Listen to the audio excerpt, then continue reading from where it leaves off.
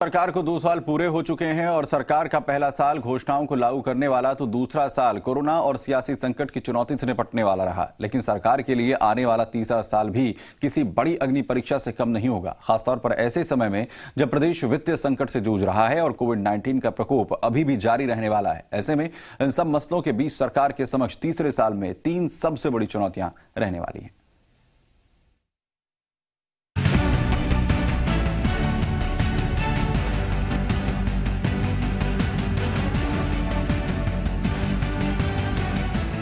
राज्य की अशोक गहलोत सरकार के आज 2 साल पूरे हो गए। 2 सालों में 50% वादे पूरे करने के दावे के साथ सर्वांगीण विकास का सरकार दावा कर रही है। लेकिन सरकार के लिए तीसरा साल चुनौतियों से भरा है। सरकार को इस दौरान कई अग्नि परीक्षाओं से गुजरना पड़ेगा। इन प्रमुख चुनौतियों में 3 विधानसभा उपचुनाव, राजनीतिक नियुक्तियां और कैबिनेट विस्तार भी है। दरअसल गहलोत सरकार के लिए प्रदेश में अप्रैल मई में होने वाले 3 विधानसभा सीटों पर उपचुनाव किसी बड़ी चुनौती से कम नहीं है, क्योंकि तीनों में से 2 सीटों पर कांग्रेस का कब्जा था। ऐसे में इन 2 सीटों को बचाने में कांग्रेस कामयाब हो जाती है तो इसे सरकार के कामकाज पर मतदाताओं की मुहर माना जाएगा। ये 3 सीटें सहाड़ा, सुजानगढ़ और राजसमंद हैं। सहाड़ा से कांग्रेस के कैलाश त्रिवेदी और सुजानगढ़ से दिग्गज नेता मास्टर भंवरलाल मेघवाल विधायक थे। वहीं राजसमंद से बीजेपी की किरण माहेश्वरी विधायक थी। तीनों के निधन के चलते इन तीनों सीटों पर उपचुनाव होना है।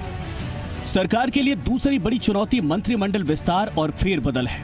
माना जा रहा है कि जनवरी या फरवरी महीने में मंत्रिमंडल फेरबदल होना है।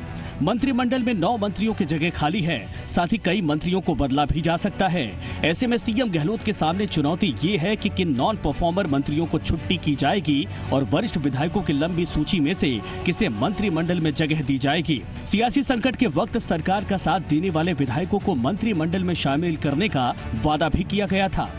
प्रदेश में कांग्रेस की सरकार बनने के साथ ही कांग्रेस नेताओं और कार्यकर्ताओं को राजनीतिक नियुक्तियां देने की मांग चल रही है। राजनीतिक नियुक्तियों का इंतजार 2 साल से किया जा रहा।